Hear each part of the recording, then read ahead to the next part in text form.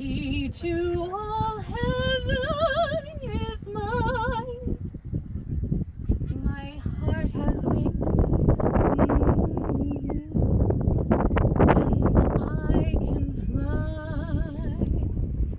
I want to touch every star in the sky. So this is the miracle that I've been dreaming of.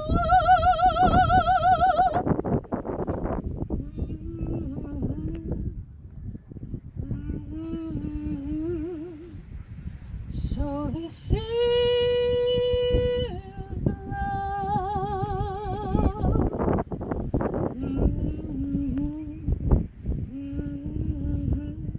So this is love. So this is what makes life divine. I'm all aglow, and now I know the key to all heaven is mine. My heart has wings, and I can fly. I want to touch every star in the sky. So this is the miracle that I've been dreaming of.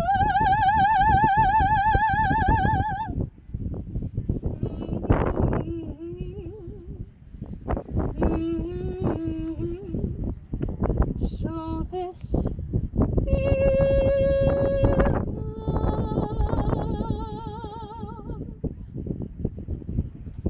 Ladies and gentlemen, please have you rise for our bride.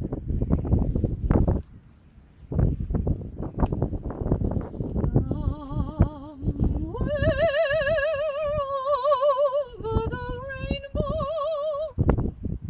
way up high, there's a land that I've heard of once in a lullaby.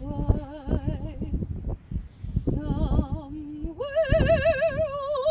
over the rainbow, skies are blue, and the dreams that I dare to dream really do come true. If happy little bluebirds fly beyond the rainbow, why, oh, why can't I?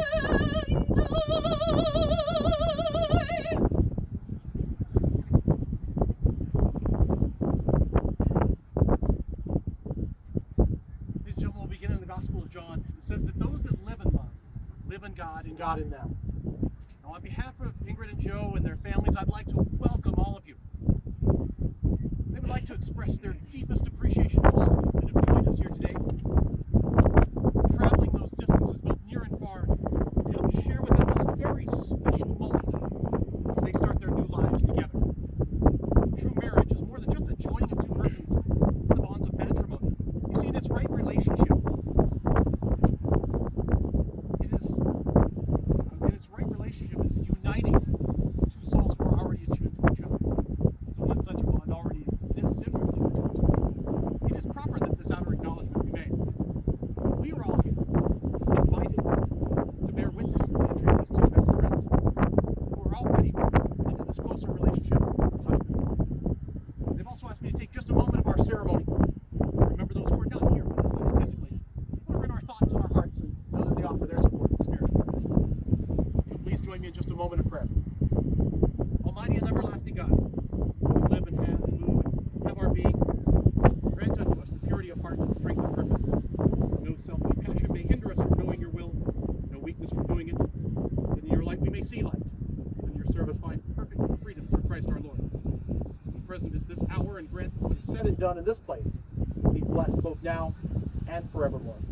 Amen. All of you here today, you played roles in Ingrid and Joe's lives as family, as friends, and most importantly, as the ones that they're going to look to in times of strife and times of celebration. So it is fitting that you will all participate in this wedding. The ideals, understandings, and mutual respect that they bring to their marriage will have roots in the love, friendship, and support that you have given them. Mark Merrill, pastor of Wisconsin, beautifully wrote that love is just a word until someone comes along and gives it meaning. So with that thought, we are blessed to know that this day, this new beginning, is truly a day like no other. So at this time, I will ask who presents this woman to be married to this man.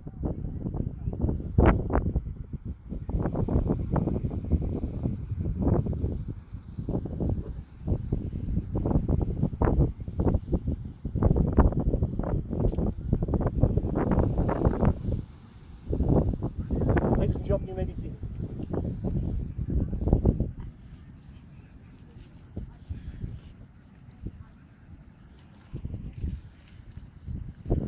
Now, one of the wonderful things about a wedding is that it also serves as kind of a multi-family reunion. And it always pleases me to see how people are willing to travel for an event like this. It underscores how important it is to mark these happy transitions in our lives. We have guests here today from far and wide. Joe and Ingrid would like me to express how happy they are that you are here to share this moment with them. Now, most of you have known them for several years, and because you are the ones who have supported them and known them so well, it is only fitting that you will be the ones to share in this once-in-a-lifetime moment. It is no mistake that they have chosen you to help share and revel in their new commitment to each other as husband and wife. Now, the mood of this wedding is one of festivity, well-being.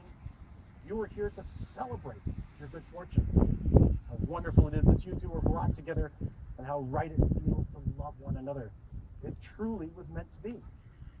Now, Ingrid and Joe, you've known each other from first glance of acquaintance to this point of commitment.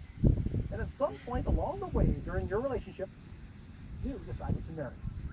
So from that moment of yes to this moment of yes, indeed, you've been making promises and agreements in a very informal way. Remember all those conversations and sentences that began with, when we're married? They continued with, I will, you will, we will. Talks that included someday, and somehow, and maybe. All those promises that are unspoken matters of the heart. Well, all these common things are the real process of a wedding. The symbolic vows that you are going to make are just a way of saying to one another, you know, all those things that I hoped, promised, and dreamed. I meant it all, every word of it. Now, I'm going to ask you to look at one another and remember this moment in time. You see, before this moment, you've been many things to each other. You've been an acquaintance, a friend, a companion, even a teacher, for I'm sure you've learned much from each other. And now, you're going to say a few words that are going to take you across a threshold of life. And things are never going to quite be the same between you. You see, for after these vows, you shall say to the world, this is my husband, this is my wife. Now, countless people throughout time have written about love. They discuss relationships and marriage, and many offer their keen insight. Well, today we're going to share a few quotes, but they're just a little bit different. See, these are actually from a very familiar source. That is Ingrid's students, what they had to say about this wedding. So it starts with the younger ones and works their way up. The first one was from Jaylene, who said, solve your problems before you go to bed. Now, Paige said you should eat cake and waltz. Juliet, on the same thing, said you should always eat ice cream together. Now, Alejandro had some real keen insight. He said, Joe can fix your car if it's broken. Now, McKinley said, a successful marriage requires falling in love many times, always with the same person. He saves your life there. And I think I got this right. You know Garo? Hey, Garo. He said, marriage is like a dance. It takes a while to learn, and you will screw it up. But when you master it, you will learn to love it. Julia said, a great marriage is not when the perfect couple come together. It's when the imperfect couple learns to enjoy their differences.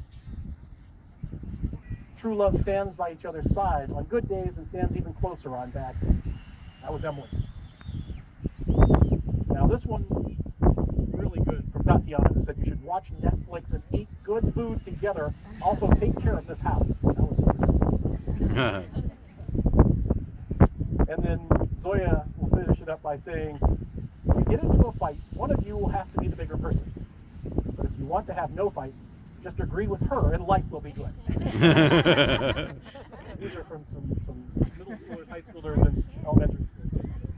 Great words. Now, I will say that it's in all of our hopes that you may always need each other. And not so much to fill any emptiness, but to help you know the fullness you already possess. That you may want one another, but not out of lack. That you may embrace one another, yet not encircle one another. That you may exceed in all important ways and not fail in those little graces. Now I'm going to urge you to look for things to praise. Often say, I love you, and take no notice of any small faults. May you have happiness, and may you find it in making one another happy. And may you have love, and may you find it in loving one another. Now, I'd like to share with you some advice that's been offered to brides and grooms over the years, and it discusses one of the most powerful emotions that you will feel throughout your lifetime and how it can impact your marriage. And it goes like this. Keep your passion alive. It will warm you when the world around you grows cold, and will not allow any comfortable familiarity to rob you of a special glow that comes with loving deeply. Now, it can lift you over stone walls of anger and carry you across those vast deserts of alienation. But its greatest gift is that of touch. You see, passion cannot dwell in solitude. It thrives best in loving embrace. So keep your passion alive and hold one another as a tree holds the earth. And your love will bear the fruit of many, many seasons. And above all, remember that this passion, it's so powerful. Nothing was ever achieved without it, and nothing can take its place. And if your passion is great enough, you will find the strength to succeed. So put your passion into even your smallest acts. This is the key to success and the secret to how we come together. I want you to know that it's important to know that deep in your heart that the giving and the receiving of this freedom, compassion, and acceptance of love are the greatest gifts that two people can give each other.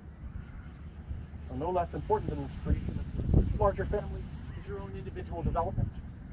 With trust and support from your spouse, your best friend, you will find this confidence in yourself, and your own personal potential will flower. When your marriage is happy, that will be your own personal happiness too. And you'll be free to self-doubt that might otherwise linger. And you can really mature in ways that can be fulfilling. Now, as stated in Ecclesiastes, it says that two are better than one because they have a good reward for their toil. For if they fall, one will lift up his fellow. Now, I also like to tell you that the many ideals of marriage, they center around the little things that we encounter each and every day. The secret to your happiness will be finding these little things and not letting them go unnoticed. I'd like to share something that was presented to me by my wife that discusses these little things and the necessity not to take them for granted. Now, it has two parts. So, Ingrid, I'm going to read yours first. Now, when you marry him, love him. After you marry him, study him. If he is secretive, trust him. If he is talkative, listen to him. If he is quarrelsome, you can ignore him. If he is jealous, cure him. If he cares not for pleasure, coax him. If he favors society, accompany him. And when he deserves it, kiss him. Let him think how well you understand him, but never let him know that you manage him. Joe, when you marry her, love her. After you marry her, study her. If she is blue, cheer her. When she dresses well, compliment her. When she is cross, humor her. When she is talkative, by all means listen to her. If she does you a favor, kiss her. If she is jealous, cure her. When she is lonely, comfort her. But when she is pretty, tell her so. Let her feel how well you understand her, but never let her know that she isn't the boss. Now, I have to say that one of my favorite parts about putting a ceremony together is to hear the story about how it is that we all ended up here today. Now, for Ingrid and Joe, it seems that although they had a few obstacles here and there, this day seemed inevitable. I loved hearing about their feelings they had for each other and their history, and I got to see it in their faces and their eyes and about it. And now I get to tell you about it as well. Now, they both told me that they met when Joe started working out at Ingrid's gym. And it was he wasn't the typical guy that would come in there. She had seen. He was a bit younger and really stood out because of his glasses. That, she said he was cute. So not soon after they saw each other, they would learn that they were just a little bit competitive. See, their trainer Joy was leading them in a duck walk that has now been hence renamed the Angry Duck, because there was a dispute who actually won the race. Joe says that he let her win, but Angry disagrees. Now, they would see each other from time to time, but both lives were so busy that it just nothing really material at that point. They would also meet at a Relay for Life event and spend some time talking in the evening. It was late and dark, and Ingrid asked Joe if she could give him a ride to his car. He declined. Much to her dismay, said he would just walk it back and had to walk across this really dark field. She was really hoping he was going to look back, but he did not, alas. She didn't give up on that. They still had fun. So it wasn't much longer after this, they would actually make their first date. They had made plans to go hiking together, which turned out to be one of their favorite things to do together. But the rain washed out these plans. So instead they went ice skating so that Ingrid could show off her skills. Now this was the start of an 8-hour date. It included a competitive game of Monopoly. It ended with some great conversation. This would lead to some dating. They started to really enjoy each other's company, and they knew right away that they would have a future together. They would start falling in love. So it was around the 6-month mark that there would be a change in their relationship. That's when Joe said to me that he didn't want to be Ingrid's boyfriend any longer. He wanted more. So he made up an excuse to go get her a ring. It was right around Easter, so he told her that he was going to church. But actually, it was on that trip to Tiffany's. He was out on the order for the day. And although he had these great plans to propose, he just couldn't wait. You see, when Joe got home, they were supposed to go to dinner, and Ingrid was getting ready, but he stopped her, went right into her room, and told her his feelings for her, and asked her right then and there if she would be his wife. Now stunned, and as she described herself as a complete hot mess, because she was in the middle of getting ready for dinner, she enthusiastically said yes. So it's stories like these that really inspire me about love. And also, I'm truly honored to be part of it. I want you to remember that you're taking into your care and keeping the happiness of each other. You're adding to your life not only the affection of each other, but also this companionship and the blessing of a deep trust. You're agreeing to share the strengths and responsibilities and to share your love. Well, nothing is easier than saying the words. It's a little more difficult living them day after day. So what you promised today must be renewed and decided again and again. So it's therefore a decision which is not to be entered into lightly, but rather undertaken with great consideration for each other and oneself.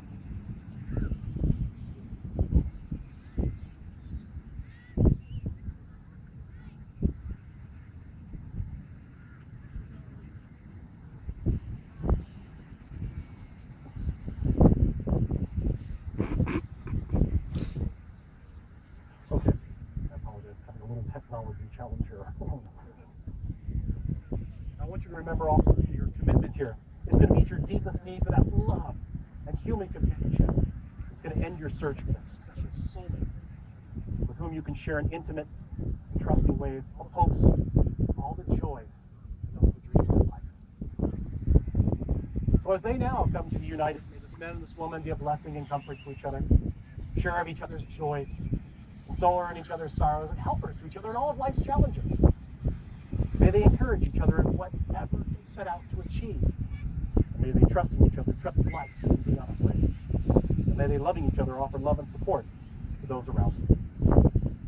As Ingrid and Joe prepare to share their wedding vows with each other, may they prepare themselves for what lies ahead, what they will face, and what life has in store for them together as husband and wife. So let these be the words that will now unite you in marriage. I'll ask you, Joe, do you take Ingrid to be your wife? You share your life with her. Do you pledge to love, honor, and care for her in tenderness and affection for as long as you both shall live? And do you, Ingrid, take Joe to be your husband? To share your life with him, and do you pledge to love, honor, and care for him in tenderness and affection for as long as you both shall live? and to all of you, Joe and Ingrid's family and friends who are joined with us here today, I'll ask, will you offer your support to strengthen this marriage by upholding with Joe and Ingrid with your love, guidance, wisdom, and encouragement? I'll ask you to I'll answer by saying, we will. We will. All right, I'm going to ask you to repeat after me. I, Joe, take you, Ingrid, to be my wedded wife, secure in the knowledge that you'll be my best friend, my faithful partner, and my one true love. On this day, I give to you my promise to stay by your side as your faithful husband, in sickness and in health, in joy and in sorrow, through good times and bad, to always be open and honest with you, and to cherish you, now and forevermore. I, Ingrid, take you, Joe, to be my wedded husband, secure in the knowledge that you'll be my best friend, my faithful partner, and my one true love. On this day, I give you my promise to stay by your side as your faithful wife, in sickness and in health, in joy and in sorrow, through good times and bad, to always be open and honest with you, and to cherish you, now and forevermore. Well, I'm now going to ask that you seal the vows that you have just made by the giving and the receiving of your rings.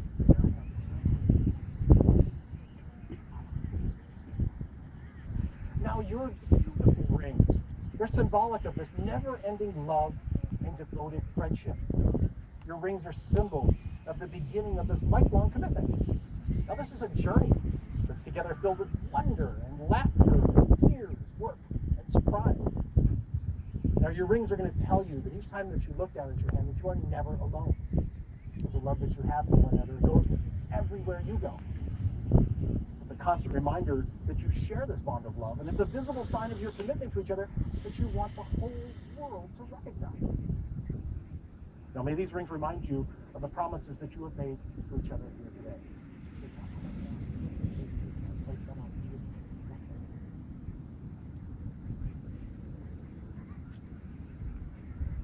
And if you please repeat after me.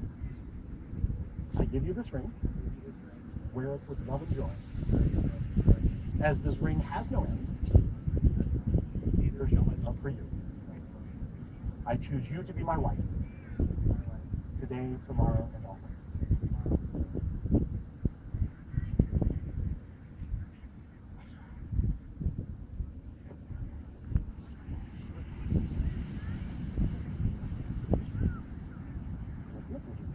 I give you this ring. Wear it with love and joy. As this ring has no end, neither shall my love for you. I choose you to be my husband, today, tomorrow, and always.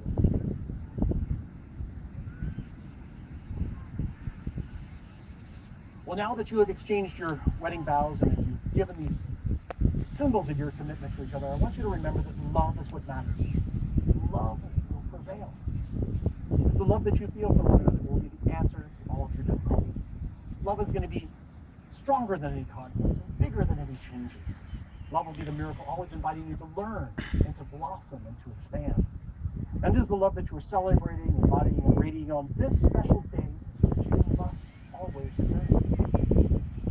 I'd like to take a moment of our ceremony to give you a small reminder of what this partnership that you have created is going to provide for you in the future. And the poem that I'd like to read the two of you, I believe is very fitting as you look forward to your time together. Now, it's called the Hands Passage, and the focus of it is your hands. I'll ask you to look at each other's hands as we read through this. Now, these are the hands of your best friend that are holding yours on your wedding day as you promise to love each other today, tomorrow, and forever. These are the hands that will work alongside yours as together you build your future, as you laugh and cry and share your innermost secrets and dreams. These are the hands that will passionately love you and cherish you through the years of a lifetime of happiness. These are the hands that will comfort you when you are sick or console you when you are grieving. These are the hands that will support you, encourage you, as you chase down your dreams, remembering that together as a team, everything that you wish for can be realized. These are the hands that will tenderly hold your children, soothing them through illness and supporting and encouraging them as they find their way. And lastly, these are the hands that even when wrinkled in age will still be reaching for yours, still giving you the same unspoken tenderness with just a touch. Joe and Ingrid, our best wishes go forward with you from this day. We all wish for you a fulfilling life, rich in caring and happiness.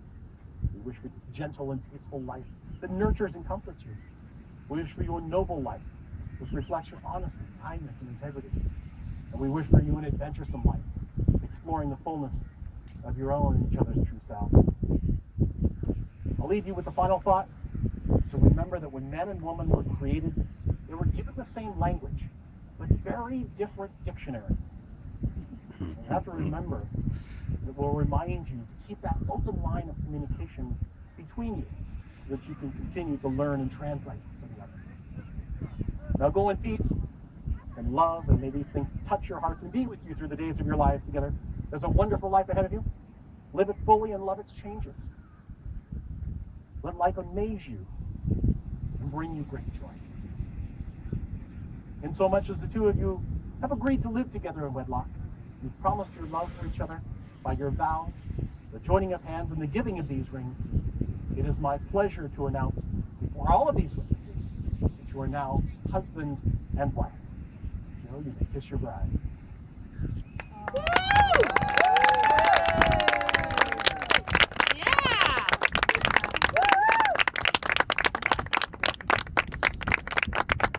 Now, ladies and gentlemen, it is my absolute honor and pleasure to introduce to all of you for the very first time, Mr. and Mrs. Ingrid and Joseph Green. Yeah!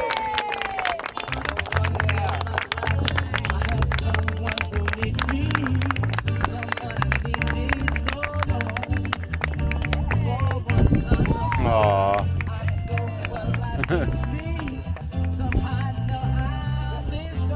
What are your thoughts on Buddy? Very sweet. Aww. She brings us tears.